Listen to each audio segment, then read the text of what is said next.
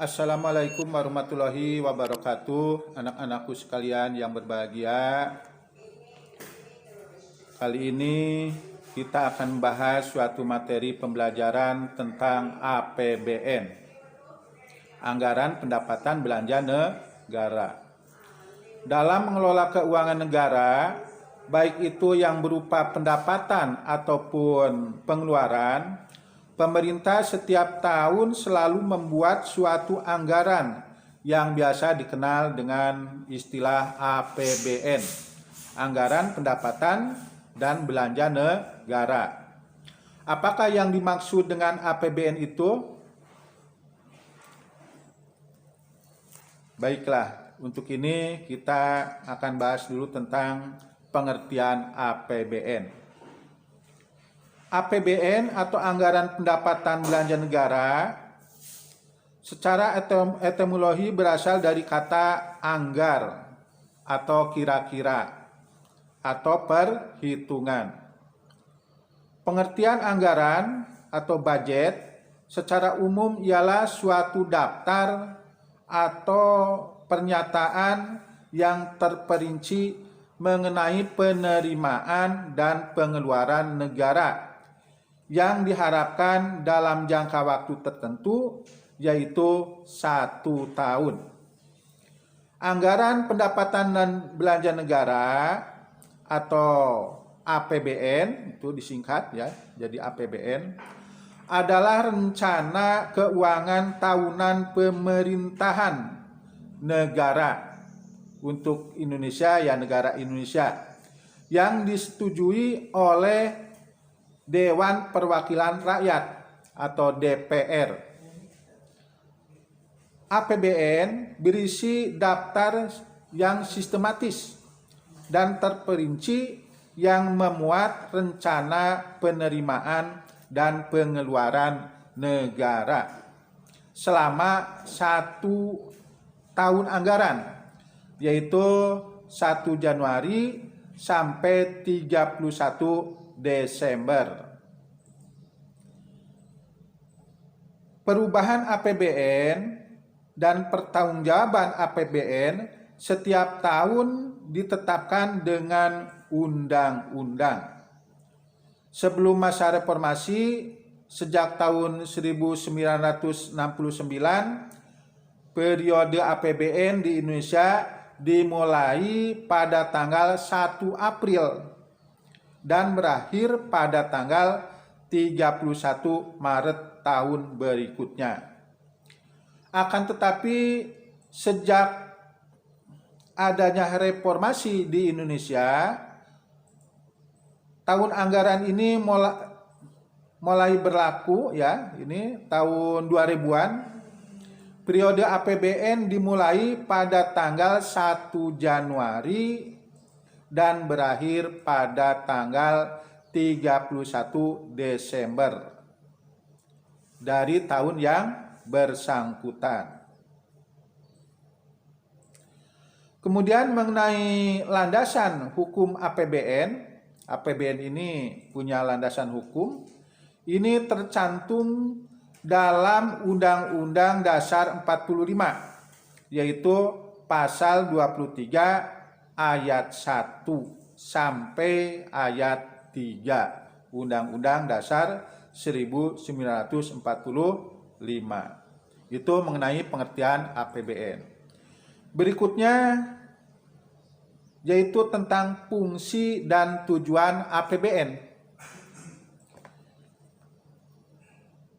Menurut Undang-Undang Nomor 17 Pasal 3 ayat 4 tahun 2003 tentang keuangan negara menjelaskan bahwa APBN mempunyai fungsi otoritas, perencanaan, pengawasan, alokasi, distribusi, dan stabilisasi.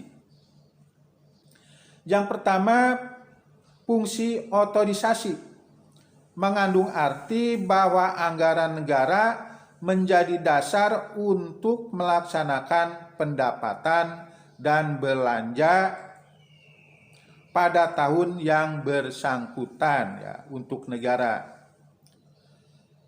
Yang berikutnya kedua, fungsi perencanaan mengandung arti bahwa anggaran negara menjadi pedoman bagi manajemen dalam merencanakan kegiatan-kegiatan pada tahun yang bersangkutan.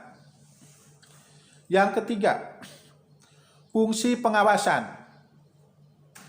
Berarti anggaran negara ini dijadikan sebagai pedoman untuk menilai apakah kegiatan penyelenggaraan pemerintahan negara sesuai dengan ketentuan yang telah ditetapkan atau terjadi penyimpangan.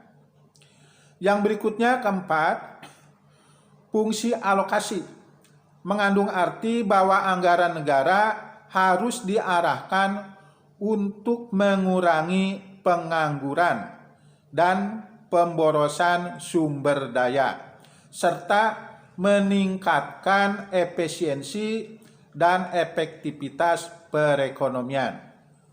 Yang berikutnya kelima, fungsi distribusi mengandung arti bahwa kebijakan anggaran negara harus memperhatikan rasa keadilan dan kepatutan.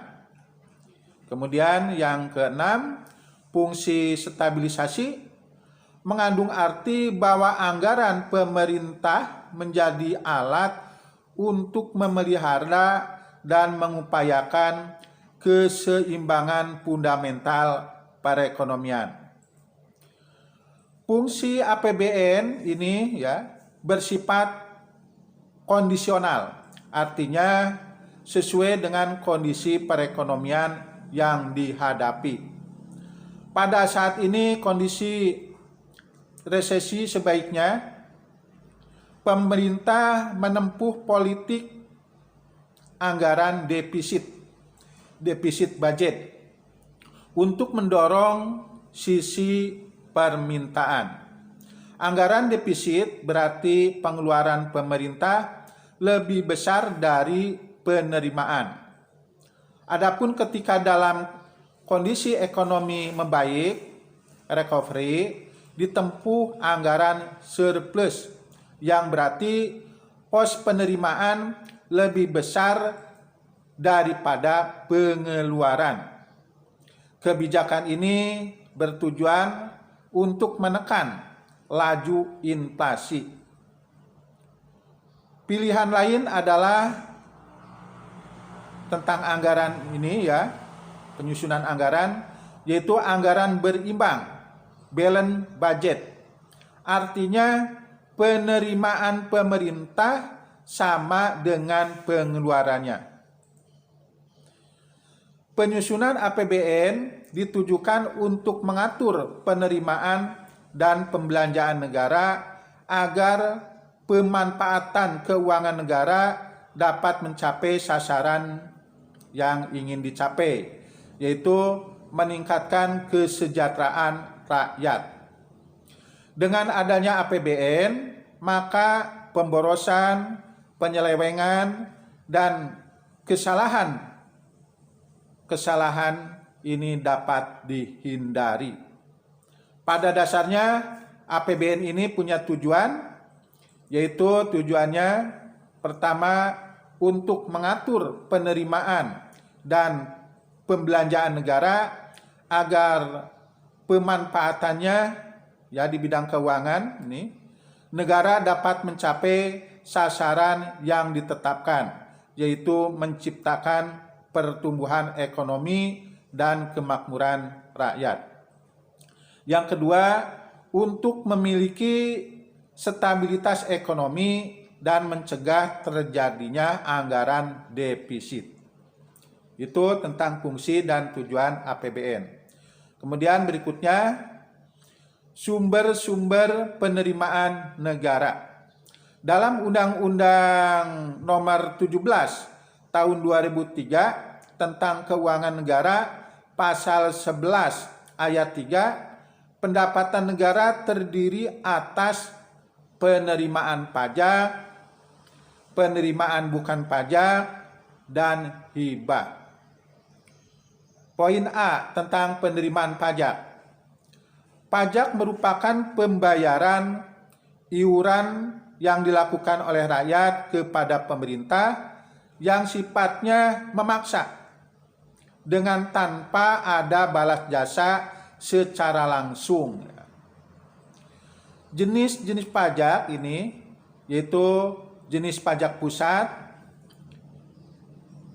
yaitu PPH ya, pajak penghasilan, lalu pajak pertambahan nilai barang dan jasa disingkat PPN, lalu pajak penjualan atas barang mewah disingkat PPNBM, berikutnya pajak bumi dan bangunan disingkat PBB.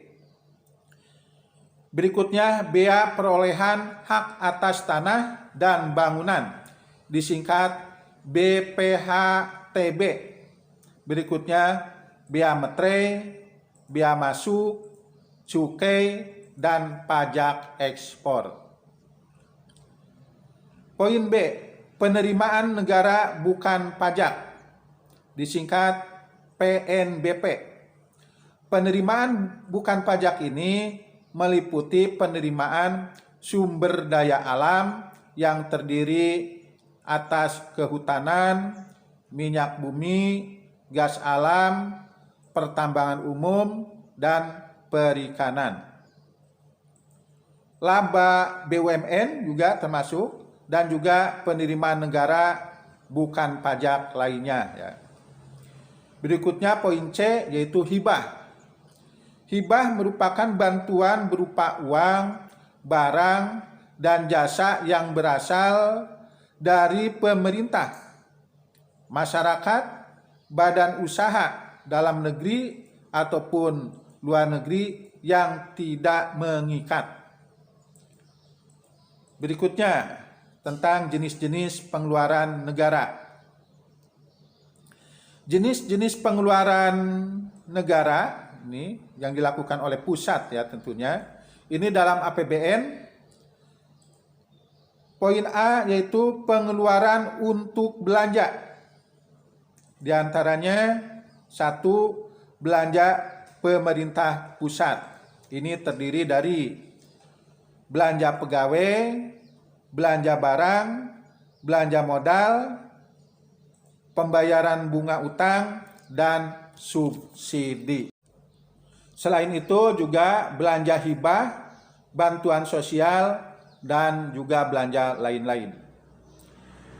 Berikutnya, kedua, dana yang dialokasikan ke daerah berupa dana perimbangan, dana otonomi khusus, dan penyesuaian. Lalu poin B tentang pengeluaran untuk pembiayaan. Ini mencakup pertama, pengeluaran untuk obligasi pemerintah, berikutnya pembayaran pokok pinjaman luar negeri, dan pembiayaan lain-lain. Demikianlah pembahasan kali ini. Kita akhiri. Akhirul kalam. Assalamualaikum warahmatullahi wabarakatuh.